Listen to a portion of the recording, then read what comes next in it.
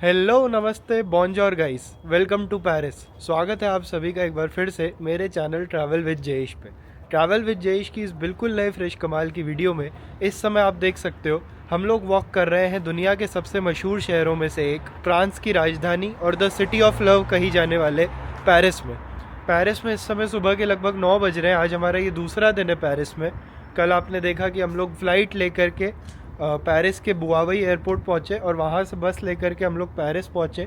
और कल आकर के हमने जो सबसे मेन चीज़ है पेरिस की, जो हर किसी को पता है, आईफिल टावर को एक्सप्लोर किया और उसी के नज़दीक में एक जो यहाँ का famous monument arc day Triumph है उसको देखा। आईफिल टावर पे हम लोग ऊपर भी गए, सीढ़ियों का भी एक्सपीरियंस लिया, लिफ्ट का भी लिया, रात का दिन का सब तरह का व्यू एंजॉय करने के बाद मैं कल आकर के अपने हॉस्टल में वापस सो गया था और इस समय सुबह नहा धो के फ्रेशन अप होकर के निकल पड़ा हूँ। आज ना एक बहुत ख़ास दिन है। आज है शिवरात्रि का दिन, महाशिवरात्रि का दिन। मेरे लिए ना हमेशा से, मुझे साल भर आप कह सकते हो कि इंतज़ार रहता है इस दिन का। और मैं ज़रूर से साल भर में और कोई त्यौहार मनाऊँ ना मनाऊँ और किसी दिन पे मंदिर जाऊँ ना जाऊँ, महाशिवरात्रि पे ज़रूर से जाता हूँ। और उपवास भी साल में शायद ये एक ही दिन रहता है या सावन सोमवार होते होंगे जिस दिन मैं फास्ट भी रखता हूँ। तो आज मैंने सोचा कि भले ही हम पेरिस क्यों ना आ गए, पर अपने अंदर की जो भक्ति और श्रद्धा है उसको झुकने नहीं देना है। आप लोग वीडियो में मेरे साथ आगे बने रहिए, क्योंकि सबसे पहले आज के दिन की शुरुआत हम लोग मंदिर जा कर के करेंगे। दिन भर मैं यहाँ पे भी अपना फास्ट रखने वाला हूँ। इसके लिए कल ना रात को 12 बजने के पहले ही मैंने एक अच्छी बड़ी मील ले ली थी, मतलब एक बिरयानी ले ली थी जिसकी क्वांटिटी काफ़ी अच्छी थी। तो रात को पेट भर के खाना खा करके सो गया था। आज के दिन की तैयारी मैं इंडिया से ही करके आया था, इसलिए मेरे बैग में फ़िलहाल थोड़ा बहुत फलियारी नमकीन और बनाना चिप्स वगैरह रखे हुए हैं। और मुझे उम्मीद है, मुझे नहीं पता कि ये कितना सच होगा, पर मुझे उम्मीद है कि जब मैं हिंदू टेम्पल पहुंचूंगा तो वहाँ पे भी, क्योंकि आज बड़ा ख़ास दिन है, संडे भी है कोइंसिडेंटली, तो काफ़ी लोग पेरिस के अलग अलग कोनों से जो हिंदू कम्युनिटी है वो वहाँ पर आएगी। तो उनके लिए मंदिर वालों ने और आसपास की शॉप्स में हो सकता है मुझे फलियारी आइटम वहाँ पे देखने को मिल जाए, साबूदाना खिचड़ी वगैरह। अब वो है कि नहीं वो तो वहाँ पहुँच के ही पता चलेगा। और वहाँ पहुँचने के लिए इस समय मैं मेट्रो स्टेशन की तरफ वॉक कर रहा हूँ। मेट्रो स्टेशन मेरे होटल से हार्डली आई थिंक 200-300 मीटर की दूरी पे है और मेट्रो पकड़ के हमें मंदिर तक पहुँचने में लगभग 20 से 25 मिनट का समय लगेगा। तो ये ना देखने में बड़ा ही ख़ास और अनोखा एक्सपीरियंस है मेरे लिए खुद भी। मैं पहली बार किसी फॉरेन कंट्री में महाशिवरात्रि का दिन देखने वाला हूँ किस तरह से मनाया जाता है। और पहली बार ही है कि मैं किसी फॉरेन कंट्री में फ़ास्ट रखने की कोशिश कर रहा हूँ। अब आप सोचो ना, फॉरेन जाने के बाद जहाँ वेज खाना ढूंढने में मुसीबत आ जाती है, तो ऐसी जगह पर फलाहारी वेज खाना ढूंढना कितना ज़्यादा मुश्किल होने वाला है। तो आप लोग मेरे साथ वीडियो में आगे बने रहिए। हम लोग चलते हैं और देखते हैं कैसे पेरिस की हिंदू कम्युनिटी सेलिब्रेट करती है महाशिवरात्रि का ये पावन दिन। हर हर महादेव। तब तक के लिए वीडियो पसंद आ रहा हो तो लाइक ज़रूर से कर देना। चैनल पे पहली बार आए हो सब्सक्राइब बटन दबा दो यार। हमारे चैनल पे जितनी भी ऑडियंस है ना जो रेगुलरली हमारी वीडियोस देखती है, उसमें से सिर्फ 10% लोगों ने सब्सक्राइब किया हुआ है। ऐसा मत करो यार, सब्सक्राइब करना आपके लिए बिल्कुल फ्री है, लेकिन मुझे मेरा वीडियो बहुत लोगों तक, आपके जैसे इंटरेस्टेड लोगों तक पहुंचाने में इससे बहुत ज़्यादा मदद होती है। इसलिए सब्सक्राइब ज़रूर से कर देना और कमेंट्स में हर हर महादेव लिख दीजिए। चलते हैं सीधा पेरिस के हिंदू टेम्पल की तरफ। भाई बात करूं मौसम की तो ठंड इतनी ज़्यादा है यहाँ पे। इस समय ना यहाँ पे 0 डिग्री है और हवाएं इतनी ज़्यादा ठंडी और कड़कड़ाती हुई चल रही है कि उससे जो फील्स लाइक टेम्परेचर होता है, जो एक्चुअल में आपको महसूस होता है, वो -4 है। तो -4 की इस कड़कती हुई ठंड में फ़िलहाल हम लोग वॉक कर रहे हैं। और मुंह पर जब ये हवा लगती है ना तो आपकी नाक, आपके गाल बिल्कुल सूखने से लग जाते हैं, लाल हो जाते हैं। और एकदम ना थोड़ी ज़्यादा देर बाद तो आपके हाथ, कल मैंने आपको बताया नहीं, पर जो जैकेट की चेन होती है ना उसको लगाने के लिए जैसे अंगूठे से उसको पकड़ना पड़ता है। तो मेरे हाथ कल इस कदर जम गए थे इस ठंड में आधा 1 घंटा वॉक करने के बाद कि मुझसे वो चेन नहीं पकड़ी जा रही थी।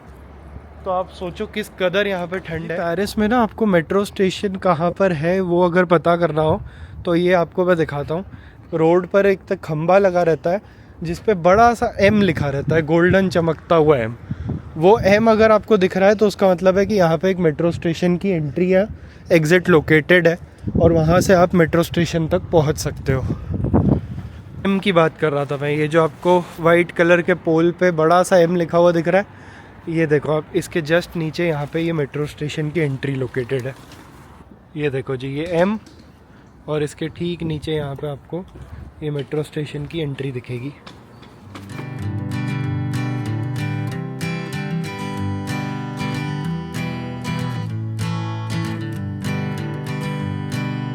Hanging on, walking tall. Some days I got no use for it all.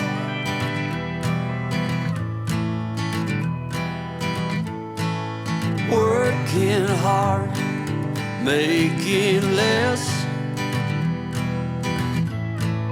Some days are bad. तो भाई अभी फ़िलहाल हम पहली मेट्रो लाइन लेकर के यहाँ पहुँच चुके हैं नेशन स्टेशन पे। अब यहाँ से हम लोगों को ना M1 लाइन लेनी है, जिसके लिए नीचे जाना पड़ेगा। तो चलते हैं नीचे की तरफ। और आपने एक बात नोटिस करी, यहाँ पे ना यूरोप में मैंने नोट किया है कि मेट्रो के दरवाजे ऑटोमेटिक नहीं खुलते हैं। मेरा जो मानना है शायद वो इसलिए है ये एक सिस्टम, जिससे कि जब अगर कोई नहीं उतरना है, चढ़ना चाहता है, तो कम से कम ट्रेन में ठंडी हवा ना आ सके। मुझे ऐसा लगता है पर्सनली। पेरिस का भी मेट्रो सिस्टम है काफ़ी वेल डेवलप्ड, मतलब आपको ऑलमोस्ट सिटी की हर लोकेशन पे जाने के लिए अच्छे से पास में नियर बाय में स्टेशन मिल जाता है। वैसे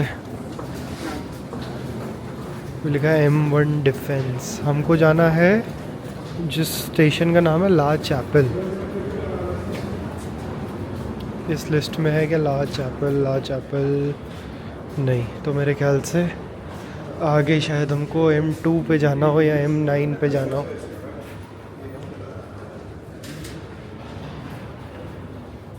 तो जी फाइनली हम लोग लगभग 15 से 20 मिनट की मेट्रो राइड लेकर के पहुंच चुके हैं। ये देखो बाहर लिखा हुआ है टेम्पल गणेश पेरिस। चलो जी, देखो यहाँ पे किस तरह का टेम्पल है। बाहर से देखने में ना बिल्कुल अंदाज़ा ही नहीं होता है कि यहाँ कोई मंदिर होगा। वहाँ आगे भी लिखा हुआ है गणेश टेम्पल, यहाँ पे भी लिखा हुआ है टेम्पल गणेश पेरिस। और हाँ जी, अंदर पूजा चलने लग रही है प्रॉपर।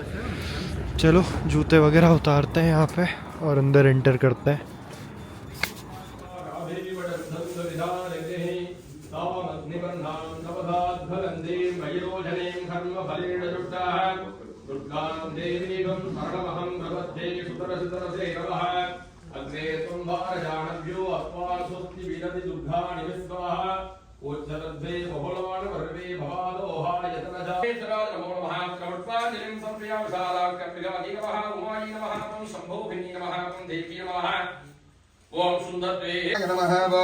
नमः केयुंजिलाय नमः गगनाय नमः नमः गवल्दिने नमः फलत्पये नमः नमो घोट्याय नमः गिर्याय नमः नमे दल्प्याय नमः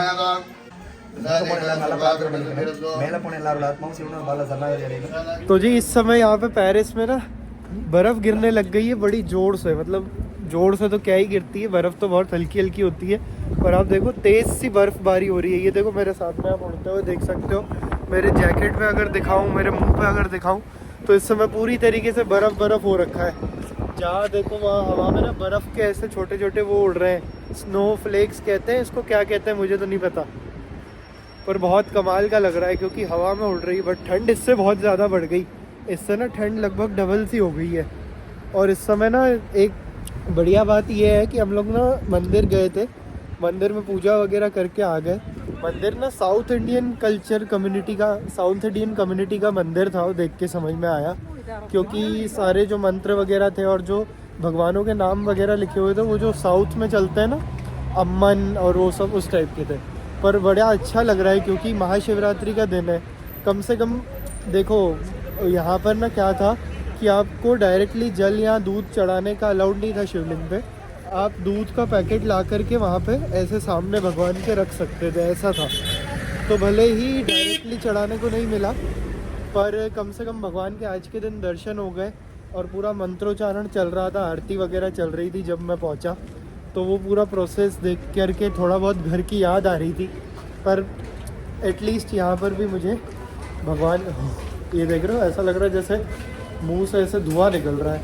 और बर्फ़ ना बहुत तेज़ पड़ने लग गई है। मुझे तो लग रहा है अगर ऐसी बर्फ़ थोड़ी देर और पड़ी ना तो सड़कों पे ऐसा सफ़ेद सफ़ेद हो जाने वाला है। चलो जी, इसी के साथ बड़ी खुशी की बात है कि हमने विदेश में आकर के भी अपनी धर्म, अपनी संस्कृति को नहीं छोड़ा है और यहाँ पर आकर के भी हमने जो है महाशिवरात्रि के दिन भगवान शिव जी के दर्शन करे, शिवलिंग के दर्शन करे और बहुत अच्छा लगा। पूरी कम्युनिटी यहाँ पे थी प्रॉपर। यहाँ पे भी ऐसा बास्केट बना करके ये लोग बेच रहे थे। ये देखो बर्फ़ कितनी तेज़ हो गई है। पूरी बास्केट यहाँ पर भी ख़रीद के आप भगवान को चढ़ा सकते थे, जिसमें बेल पत्र वगैरह सब कुछ अवेलेबल था। 8 यूरोज़ की ये लोग वो बास्केट प्रोवाइड कर रहे थे।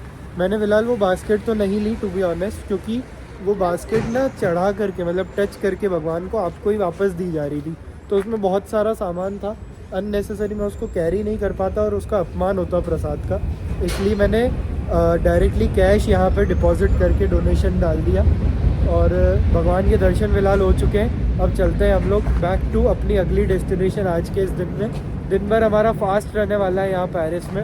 और आज का दिन देखो ऐसा लग रहा है जैसे भगवान ने ना, जैसे भगवान जी का मैं अभिषेक नहीं कर पाया तो भगवान यहाँ पर चारों तरफ बर्फ़ बरसा के दिखा रहे हैं। देखो दुनिया मेरी ही है, मैं खुद का अभिषेक भी खुद ही कर सकता हूँ। आपके मन में ना बस भाव होना चाहिए। तो इसी के साथ मेट्रो स्टेशन वापस आ गया हूँ मंदिर से और अब मेट्रो पकड़ के चलते हैं बैक टू अपनी अगली डेस्टिनेशन।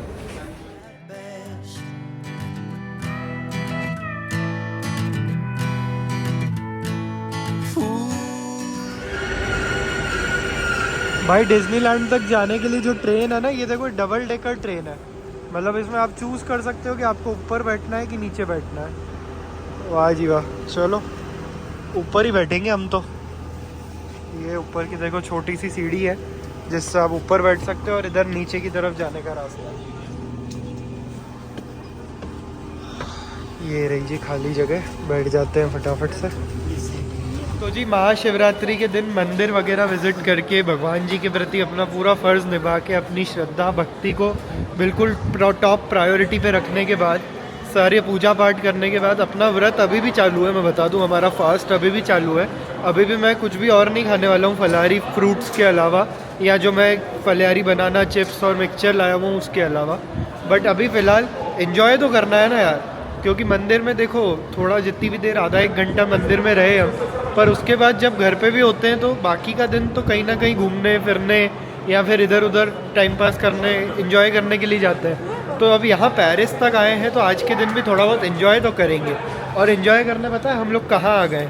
हम लोग आ गए हैं जिसे कहते हैं the happiest place on earth, दुनिया की सबसे खुशनुमा जगह कहलाने वाला पेरिस में भी जो है, जो हम पहले भी और भी जगहों पर जा चुके हैं, इस समय हम लोग पहुंच चुके हैं फाइनली पेरिस के डिज्नीलैंड पे। मेट्रो लेकर के लगभग मेन पेरिस सिटी में अपने हॉस्टल से यहाँ तक आने में मुझे 1.5 घंटा लगा है। पूरे 1.5 घंटे के बाद, अरे भाई यार ये नहीं होना था यहाँ पे। यहाँ आते से ना बारिश पड़ रही है यार। ये तो वही बात हो गई जो हमारे साथ शंघाई में हुआ था ना। शंघाई डिज्नीलैंड पहुँचते से वहाँ बारिश पड़ रही थी। हे भगवान यार, यहाँ पे बारिश क्यों पड़ रही है यार? अब राइड्स आधे से ज़्यादा तो बंद कर दी होगी इन्होंने बारिश के कारण। चलो इंडोर वाली राइड्स निपटाते हैं और आपको दिखाता हूँ। ये देखो पीछे लिखा हुआ है वेलकम टू डिज्नीलैंड पेरिस। तो खैर फ़िलहाल अभी ठंड बहुत ज़्यादा है, ऊपर से यहाँ पे ना बारिश भी पड़ रही है, तो not the best day maybe to visit Disneyland Paris. पर मैं यहाँ पे मेनली सिर्फ डिज्नीलैंड एक्सपीरियंस करने नहीं आया हूँ।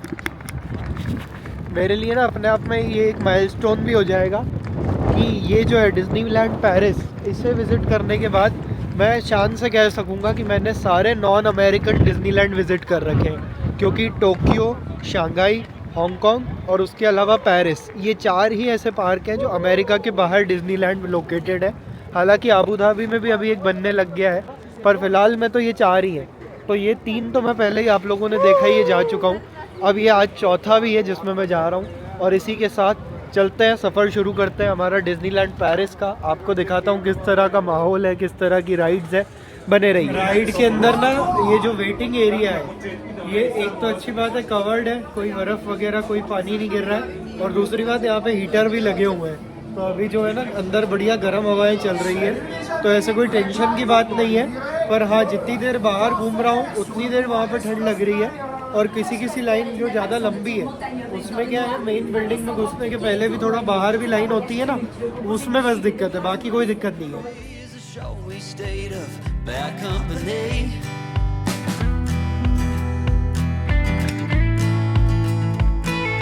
Foolish notions, foolish life, foolish. तो जी भाई, आज सपना फाइनली सच हो रहा है। जिस राइड के बारे में बचपन से यूट्यूब पे वीडियोस देखते रहता था, हॉलीवुड टावर होटल राइड, वो आज मैं इस वॉल्ट डिज्नी स्टूडियोज पार्क में, और क्या अच्छा हो सकता है उसके अलावा जिससे दिन की शुरुआत की जाए। तो सीधा उसी राइड में जा रहे हैं, उसी से दिन की शुरुआत करेंगे और खुद के सपने को हकीकत में बदलेंगे। वर्ल्ड की सबसे फेमस राइड्स में से एक अब हम एक्सपीरियंस करने जा रहे हैं, Hollywood tower hotel ride Disneyland Paris में। डिज्नीलैंड जिस चीज़ के लिए जाना जाता है वो है थीमिंग, और आप देखो सिर्फ एक राइड मात्र बनाने के लिए इन्होंने यहाँ डिज्नीलैंड पेरिस में कितनी बड़ी ये बिल्डिंग बना रखी है, जिसका नाम इन्होंने रखा है द हॉलीवुड टावर होटल। आपको मैं सच बता रहा हूँ, इस बिल्डिंग का कोई और यूज़ नहीं है, इसके अंदर सिर्फ इन लोगों की राइड बनी हुई है। अगर कोई और कंपनी होती ना जो थीम पार्क बनाती, चाहती तो यही स्ट्रक्चर लोहे का बना देती जैसे दुबई वगैरह में दिखता है, और उस पर कुछ भी ऊपर से ये डिज़ाइनिंग नहीं करती और अपने करोड़ों रुपए बचा लेती। डिज्नी ऐसा कभी नहीं करता है। डिज्नी के लिए theming is the most important. वो चाहे वसूल लेते हैं भले बाद में टिकट से, पर वो लोग बनाते ऐसा है कि देखने वाले को ज़िंदगी भर याद रहे। भाई फाइनली काफ़ी देर वेट करने के बाद अंदर आ चुके हैं ये Twilight zone tower of terror के। और ये देखो एक होटल रिसेप्शन जैसा सीन इन्होंने बना रखा है, पर ऐसा होटल रिसेप्शन जो काफ़ी टाइम से बंद पड़ा हो। ये देखो मकड़ी के जाले लग रखे हैं, और वहाँ पे देखोगे तो बहुत पुराने मुरझाए हुए से पेड़ हैं, और मतलब सब चीज़ों पे बिल्कुल धूल लगी हुई है ऐसा दिखाया हुआ है। ये देखो यहाँ पे किसी का सूटकेस रखा हुआ है जिस पे पूरी तरीके से जाले हैं। और फिर थीमिंग देखो आप, प्रॉपर ऐसा लग रहा है दिखने में जैसे एक होटल हो। और यहाँ पे देखो जिस तरह से राइड में एक एक करके अंदर भेजते हैं ना, वो सिस्टम भी इन्होंने होटल जैसा रखा है। ये देखो यहाँ पे छोटा सा रिसेप्शन है जहाँ पे ये मैडम आपसे आपका नाम पूछेगी और चेक करने की एक्टिंग सी करती है कि जैसे आपका बुकिंग है कि नहीं। और फिर वो जो पीछे स्टाफ दिख रहा है आपको, फिर आपको एक स्टाफ की तरह जैसे आपको होटल वाले उनके आपके रूम तक ले जाते हैं, उसी तरह से ये आपको फिर अपने राइड व्हीकल तक, जिसमें बैठ करके आपकी ये पूरी राइड होती है, वहाँ तक ले जाते हैं। बीच बीच में ये फ़ोन वोन उठाने की और ये सब टाइप की भी एक्टिंग करते रहते हैं। देखो ड्रेस भी, यूनिफॉर्म भी इनकी होटल स्टाफ जैसी है। चलो एक्सपीरियंस करते हैं ये राइड कैसी है। They cut me down to size.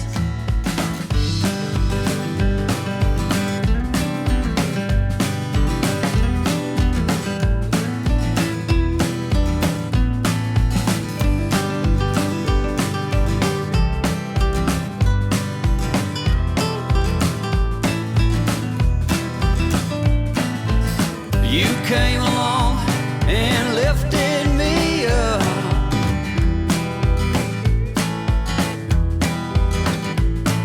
The going got tough, but the